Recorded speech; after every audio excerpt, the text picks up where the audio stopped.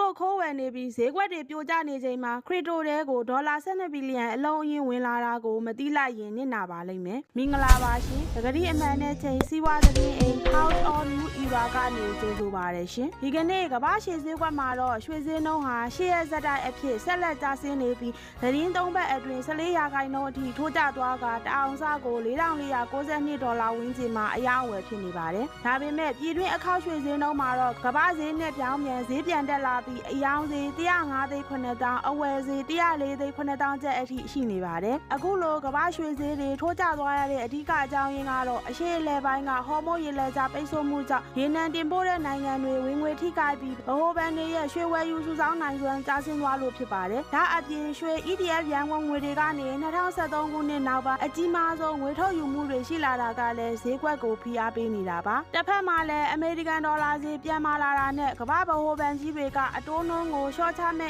အရေးအရာမပြသေးတာတွေကလည်းရွှေဈေးကိုဆက်လက်ဖိအားပေးနေပါတယ်ငွေကြေးဖောင်းပွားမှုအန္တရာယ်ကြောင့်ရင်းနှီးမြှုပ်နှံသူတွေဟာရွှေကိုဝယ်ယူမဲ့အစားအမေရိကန်ငွေတိုက်စာချုပ်တွေဘက်ကိုအာရုံပြောင်းလာကြပါတယ်ဈေးကွက်ကျွမ်းကျင်သူများကတော့အခုလိုကျဆင်းမှုဟာရေတိုရိုက်ခတ်မှုတာဖြစ်ပြီးလက်ရှိမှာဈေးအနေပိုင်းကိုရောက်ရှိနေပြီလို့သုံးသပ်ထားပါတယ်ကမ္ဘာငွေကြေးတန်ဖိုးတွေဇက်တိုက်ကျဆင်းနေတဲ့အတွက်ဗဟိုဘဏ်ကြီးတွေရဲ့ရွှေဝယ်ယူမှုဟာရေရှည်မှာပြန်လည်အားကောင်းလာနိုင်ပြီးတအောင်စားကိုဒေါ်လာ6,000အထိရောက်နိုင်တယ်လို့ခန့်မှန်းထားကြပါတယ်ဒါကြောင့်လက်ရှိပြည်တွင်းဈေးကွက်မှာရွှေဝယ်ယူလိုသူတွေအနေနဲ့ကမ္ဘာရွှေဈေးအောက်ခြေဘက်လောက်အထိဆက်ဆင်းနိုင်မလဲဆိုတာကိုသတိထားစောင့်ကြည့်ဖို့လိုအပ်ပါတယ်ကမ္ဘာဈေးကျပေမဲ့ပြည်တွင်းငွေကြေးလဲလှယ်နှုန်းပေါ်မူတည်ပြီးဈေးကွာဟနိုင်တဲ့အတွက်ဈေးအတားအဆီးတွေကိုအသေးအချာအကဲခတ်ပြီးမှသာရင်းနှီးမြှုပ်နှံသည့်ကြောင်းအကြံပြုအပ်ပါတယ်ရွှေဈေးပြီးနောက်ဒေါ်လာနဲ့အခြားငွေလဲနှုန်းတွေဘလောက်မှနေလဲဆက်ကြည့်ရအောင်ပါကမ္ဘာဒေါ်လာအညွှန်းကိန်း DXY ဟာ69.3နှစ်အမှတ်အထိမြင့်တက်လာပြီးနိုင်ငံတကာငွေကြေးဈေးကွက်မှာဒေါ်လာတန်ဖိုးတိတိတသာအားကောင်းလာပါ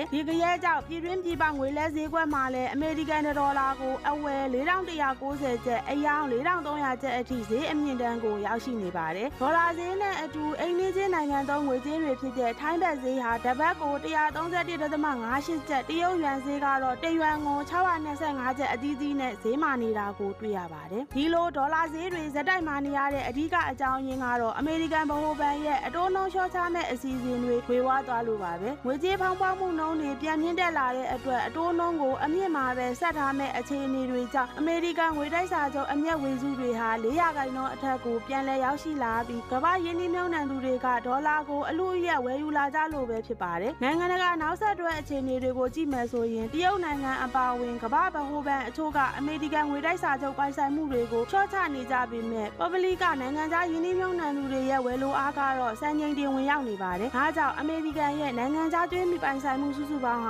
ဒေါ်လာ9.4 ထရီလီယံအထိရောက်ရှိနေပြီးဒေါ်လာရဲ့ဩဇာလွှမ်းမိုးမှုကခိုင်မာနေဆဲဖြစ်ပါတယ်လက်ရှိငွေကြေးဈေးကွက်အခင်းအကျင်းနဲ့ပတ်သက်ပြီးဒေါ်လာအညွှန်းကိန်းဟာရေတိုအတွင်းမှာရှိနေတဲ့ဈေးအတားအဆီးတွေကိုအလွယ်တကူကျော်ဖြတ်သွားနိုင်တယ်လို့ဈေးကွက်ကျွမ်းကျင်သူများကသုံးသပ်ထားပါတယ်အမေရိကန်အစိုးရရဲ့မူဝါဒအပြောင်းအလဲတွေနဲ့ကမ္ဘာစီးပွားရေးနှေးကွေးမှုစိုးရိမ်ချက်တွေကြောင့်ဘေးကင်းလုံခြုံတဲ့ဒေါ်လာစီကိုပဲငွေကြေးစည်းဝင်မှုတွေဆက်ရှိနေအောင်မယ်လို့ဆိုပါတယ်ဒါကြောင့်ပြည်တွင်းကသွင်းကုန်လုပ်ငန်းရှင်တွေနဲ့နိုင်ငံခြားငွေကိုလိုအပ်သူတွေအနေနဲ့လက်ရှိဈေးအမြင့်တန်းမှာအလုံးအရင်ဝယ်ယူတာမျိုးထက်ဈေးကွက်အတက်အကျကိုမျက်ခြေမပြတ်စောင့်ကြည့်ဖို့လိုအပ်ပါတယ်အထူးသဖြင့်နယ်စပ်ကုန်သွယ်ရေးမှာအဓိကသုံးနေတဲ့ဘတ်နဲ့ယွမ်ငွေလဲလှယ်နှုန်းတွေဟာဒေါ်လာဈေးပေါ်တိုက်ရိုက်မှီခိုနေတာမို့လိုအပ်တဲ့ပမာဏလောက်ကိုသာချင့်ချိန်ဝယ်ယူကြဖို့အကြံပြုအပ်ပါတယ်ငွေလဲနှုန်းတွေအပြင် Wall Street Stock ဈေးကွက်ထိုးကျနေတဲ့အခြေအနေကိုဆက်လက်တင်ပြပေးပါမယ် American Stock ဈေးကွက်မှာတော့အဓိကအညွှန်းကိန်းသုံးခုစလုံးတိတိတသာထိုးကျသွားခဲ့ပါတယ်ဤပညာကုမ္ပဏီတွေစုဝေးနေတဲ့ Nasdaq အညွှန်းကိန်းဟာ2.31ရာခိုင်နှုန်းကျဆင်းပြီး21,648မှတ်ကိုရောက်ရှိသွားသလို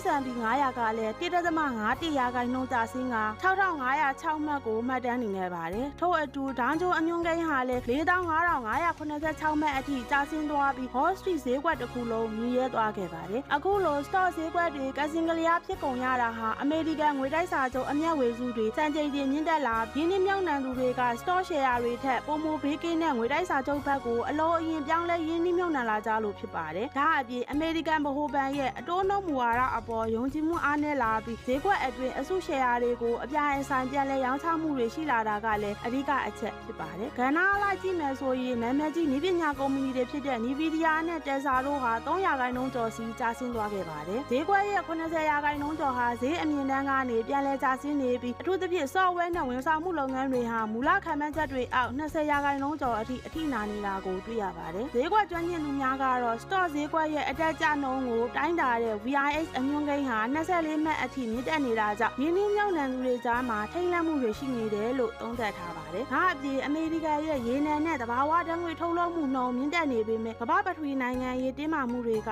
stock ဈေးကွက်အပေါ်ဆက်လက်ဖိအားပေးနေဦးမယ်လို့ဆိုပါတယ်။ဒါကြောင့်ရင်းနှီးမြှုပ်နှံသူတွေအနေနဲ့လက်ရှိလိုဈေးကွက်ပြိုလဲနေချိန်မှာအနေအများတဲ့ stock တွေကိုရှောင်ရှားပြီးပိုင်ဆိုင်မှုတွေကိုပြန်လည်ဆန်းစစ်ဖို့လိုအပ်ပါတယ်။ဈေးကွက်ပြန်လည်ဥမော့လာမယ့်အလားအလာတွေကိုအမေရိကန်ဗဟိုဘဏ်ရဲ့အစီရင်ခံစာတွေနဲ့အတူမျက်ခြေမပြတ်စောင့်ကြည့်ရင်သတိထားရင်းနှီးမြှုပ်နှံကြဖို့အကြံပြုအပ်ပါတယ်။ stock ဈေးကွက်အပြီးမှာတော့ရင်းနှီးမြှုပ်နှံသူတွေအာရုံစိုက်နေတဲ့ crypto လောကအခြေအနေကိုဆက်ကြည့်ရအောင်ပါဒီကနေ့ crypto ဈေးကွက်မှာတော့ Bitcoin ဟာဒေါ်လာ 9000 အထက်မှာပြန်လည်တည်ငြိမ်နေပြီးလက်ရှိမှာ 9843 ဒေါ်လာဝန်းကျင်မှာအယောင်းအဝယ်ဖြစ်နေပါတယ်ဒုတိယအကြီးဆုံးဖြစ်တဲ့ Ethereum ကတော့100%ခန့်မြင့်တက်လာပြီး2160ဒေါ်လာဝန်းကျင်မှာရှိနေကပြီးခဲ့တဲ့ရက်ပိုင်းကကျဆင်းမှုတွေကိုပြန်လည်ကုစားဖို့ကြိုးစားနေပါတယ်တခြား altcoin တွေထဲမှာတော့ Solana ဟာ1.4%တက်လာသလို Dogecoin ဟာလည်း1.5%မြ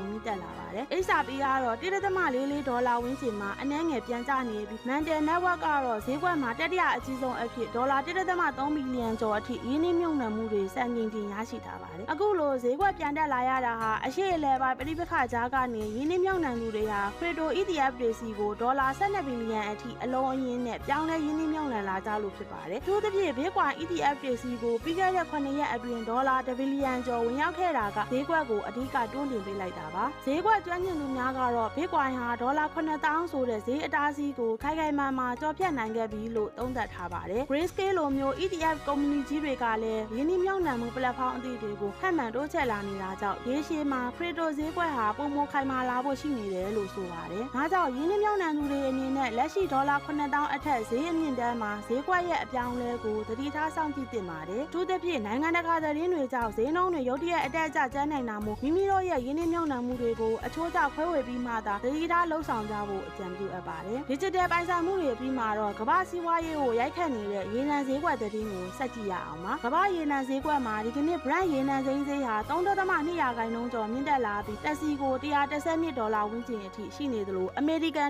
WTI ရေနံစိမ်းကလည်း68ဒေါ်လာကျော်အထိရှိနေက4နှစ်အတွင်းအမြင့်ဆုံးဈေးတွေကိုမှတ်တမ်းတင်နေပါတယ်ဒီကရက်ကြောင့်ပြည်တွင်းဈေးကွက်မှာလည်း92တလီတာကို3610ကျပ်နဲ့ဒီဇယ်တလီတာကို4390ကျပ်အထိဈေးနှုန်းတွေတိတိတတာမြင့်တက်လာပါတယ်ရေနံဈေးနှုန်းတွေအခုလိုခုန်တက်သွားရတာဟာအီရတ်နိုင်ငံက၎င်းတို့ရဲ့ရေနံမြေအားလုံးမှာထုတ်လုပ်မှုတွေကိုရပ်ဆိုင်းလိုက်တဲ့အခြေအနေကိုကြေညာလိုက်သလိုအမေရိကန်ကလည်းအရှေ့အလယ်ပိုင်းကိုစစ်သည်အင်အားထောင်နဲ့ထပ်မှန်ဆေးလွှတ်လိုက်တာကြောင့်ပဋိပက္ခပုံမပြင်းထန်လာမဲ့စိုးရိမ်မှုတွေကြောင့်ဖြစ်ပါတယ်လက်ရှိအချိန်မှာအရှေ့အလယ်ပိုင်းပဋိပက္ခက၄ဘက်မြောက်အထိရှေ့ကျလာနေပြီးဟော်မုတ်ရေလက်ကြားပိတ်ဆို့မှုကြောင့်ရေနံလိုအပ်ချက်ရဲ့20%လောက်ဟာဈေးကွက်ထဲကိုမရောက်နိုင်ပဲပြတ်တောက်နေစေဖြစ်ပါတယ်ဒါဟာကမ္ဘာစွမ်းရည်လုံခြုံရေးအတွက်ကြီးမားတဲ့ချိန်ချောက်မှုတစ်ခုဖြစ်လာနေပါတယ်ဈေးကွက်ကျွမ်းကျင်သူများကတော့အကယ်၍ဒီပဋိပက္ခဟာအေဗီလာအထိသာဆက်လက်ရှေ့ကျနေမယ်ဆိုရင်ရေနံဈေးဟာတက်စီကို180ဒေါ်လာအထိခုန်တက်သွားနိုင်တယ်လို့သတိပေးထားပါတယ်လက်ရှိမှာရေနံချက်စက်ရုံတွေပျက်စီးနေတဲ့အတွက်ရေနံပြန်လည်တင်ပို့နိုင်ဖို့အနည်းဆုံး6လလောက်အထိကြာမြင့်နိုင်တယ်လို့လည်းသုံးသပ်ထားကြပါတယ်ဒါကြောင့်ပြည်တွင်းကတည်ယူပို့ဆောင်ရေးလုပ်ငန်းရှင်တွေနဲ့ကုန်ထုတ်လုပ်သူတွေအနေနဲ့လောင်စာဆီဈေးနှုန်းမြင့်တက်လာမှုကြောင့်ကုန်ကျစရိတ်တွေပုံမှန်များပြားလာနိုင်တာကိုကြိုတင်ပြင်ဆင်ထားသင့်ပါတယ်ရေနံဈေးကြောင့်ကုန်စည်နှုန်းတွေအပေါ်ရိုက်ခတ်မှုရှိလာနိုင်သလိုမိမိတို့ရဲ့လုပ်ငန်းလည်ပတ်မှုစရိတ်တွေကိုအသေးအချာချင့်ချိန်တွက်ချက်ကြဖို့အကြံပြုအပ်ပါတယ်အခုလိုအချိန်နဲ့တပြေးညီဈေးကွက်သတင်းတွေကိုလက်လွတ်မခံရအောင် House or New Era ကို Like and Subscribe လုပ်ထားဖို့မမေ့ပါနဲ့အောင်ရှင်အားလုံးပဲအဆင်ပြေကြပါစေရှင်